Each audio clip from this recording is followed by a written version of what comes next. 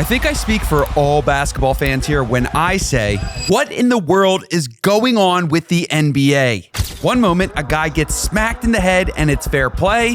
The next, a player gets breathed on and it's a foul. How can league officials be this bad? The NBA's own 2-minute report regularly finds pivotal non-calls, major infractions, and fouls that the refs got flat out wrong. Out of the 3, there's 1 or 2 that just the game up. Or maybe they're not wrong at all. Maybe the refs are actually just doing what they're told to do. They would show you plays and say, this was a foul that was missed, and these 3 referees missed this play. Make sure you don't let this happen tonight. Make sure you call this when this happens. Everyone is pointing fingers at the refs, but I dug into it, and what I found about the NBA will devastate you. I don't know, and I'm going to take the fine because the refs did not give us no calls tonight.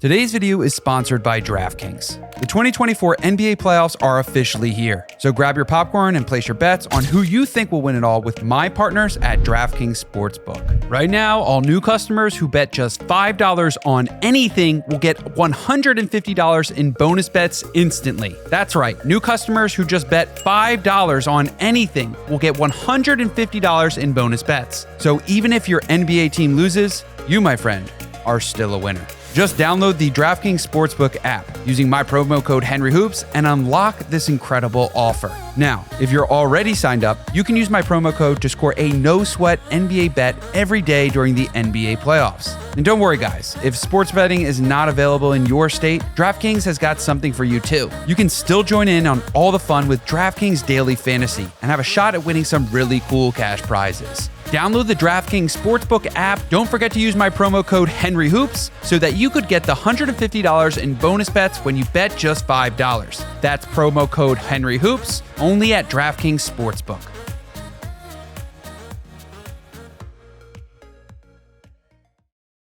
Remember when Luka scored 73 against the Hawks? How about when Steph scored 60? Or when Devin Booker scored 62? You've got to remember when Joel Embiid scored 70 and Kat threw down 62 in the same night. For a while there, it seemed like we couldn't go a week without someone dropping 50-plus points. But around NBA All-Star break, something drastically changed. 50 balls suddenly disappeared. It wasn't just star players who disappeared either. In March, the entire New York Knicks and Philadelphia 76ers suddenly forgot how to score too. The screen. Corner 3, another. What happened to all those historic offensive performances? And why did we see a sudden downfall in scoring league-wide? The numbers tell an interesting story. From the beginning of the season until January 21st, 2024, teams were averaging 115.6 points per game, the highest in modern NBA history. Scoring got so out of hand this past season that there were 66 instances of a team scoring at least 140 points per game. Unless you're watching an NBA All-Star game, that's just unheard of. And NBA fans were pretty upset. The fans want this? No, the league wanted it. But once February hit, through to the end of the season, scoring decreased to 112.8 points per game. Now, I know that doesn't seem like a significant drop. It's only 2.45%. But what makes this so suspicious is that scoring totals almost always increase as a season progresses. This was the first time in decades that we've seen the opposite. Did teams forget how to shoot? Did the league raise the rims without telling the players?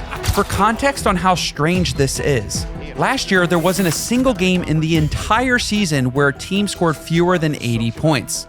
In a 3-week span this year, post All-Star break, it happened 5 times. The 152 combined points the 76ers and Knicks put up on March 10th was the fewest in a game since 2016. So the question is, where have all those points gone? The answer, wherever Adam Silver decides.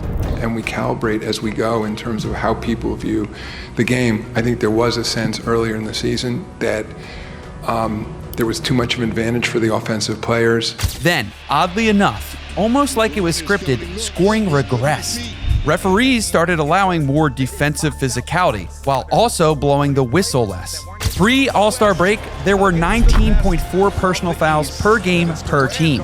Post-All-Star break, that number dropped to 16.93, a nearly 13% decrease. So what was once a foul at the beginning of the season was now just fair game. No wonder everyone's hating on the refs. NBA franchises actually got so fed up with the inconsistent officiating that the NBA had to release a memo stating to all owners that they did not advise referees to reduce scoring. But can we really believe that? The data shows no significant change in team field goal attempts or shooting percentages, only a change in the number of free throws, which NBA refs control. Sports bettors noticed this trend post All-Star break and were racking in major dough too. I mean, after scrolling through countless subreddits, YouTube videos, and comments, it seems like you guys agree. Can we really trust Adam Silver and what the NBA says? After all, former NBA ref Tim Donaghy said he was instructed on how to officiate the game. They would show you plays and say, this was a foul that was missed, and these 3 referees missed this play. Make sure you don't let this happen tonight. Make sure you call this when this happens. Does the league really have a hand in the outcome of their matches? As a fan, I really don't want to believe this. But if we keep seeing player interviews like this... So Eldon's like, we're going to have to win by 15 just to win by 1. So I'm like, what you mean? He's like, bro, this is the NBA, it's entertainment. Like, LeBron is in the Heat or waiting. Would you rather watch the Celtics or the Sixers play the Heat? I'm gonna be honest with you, I'm on the team. I wouldn't even watch the Sixers play the Heat type shit. Like, what are we supposed to believe? The NBA is definitely a business. And you don't become the 3rd largest sport in the world unless you know how to continually increase revenue.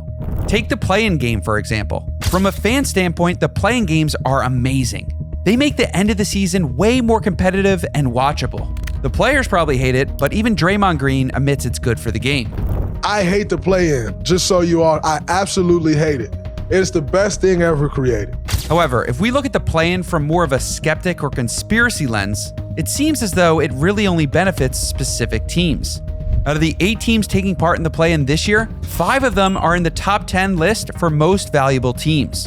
One can argue that the play-in has turned into a chance for richer teams to stay relevant, and for the faces of the league like LeBron and Steph to help squeeze out every dollar that they can. So sick of these guys on other networks just juicing these dudes up all the time. Hey, Steph and LeBron are 2 of the greatest to ever do it. Nobody in the West is worried about the Lakers and the Warriors. Then there's the whole Jordan rules things in the 90s and how the NBA responded by giving certain players preferential treatment. Y'all changed all the rules so he can win. These are the facts. I go down the lane, I get my ass beat. You see pictures of Michael Cooper scratching Larry Bird's jersey off, Kevin McHale slamming Kurt Rambis to the floor. You see Dr. J flying on Bird, right? Everybody getting hit. Oh, but he can't get hit? Yep. So we're gonna change all the rules so he can dunk. Even in 2024, it's kind of hard to look past the fact that Joel Embiid got more foul calls than Nikola Jokic when he played half as many games. Embiid is an all-star foul baiter, but player favoritism is definitely real. But let's take a step back here from the conspiracy mindset and get some perspective. This could all just be a natural regression in scoring and players performing differently.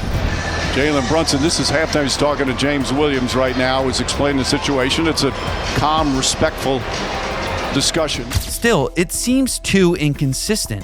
If physicality is up, whistles should be up too, right? But that's not the case. The whistles are down. The refs are letting the players play and only making calls based on keeping the game fair for both teams, which doesn't necessarily mean calling every single foul. Despite what some people say, I mean, we don't measure success by the number of points scored, certainly. It's all about competition. When you think about it, isn't that what you want anyway? Fast-paced basketball, moving the ball up and down the court, going shot for shot? Or would you rather the whistle blowing every 10 seconds for some ticky-tack foul? Is that the kind of basketball we want to see? Well, with technology these days, you should be able to get every call right. And I said, we could. The game would be 5 hours long, right, but we could. Now that we're in the postseason, all eyes are on the NBA, and the refs are taking the heat again.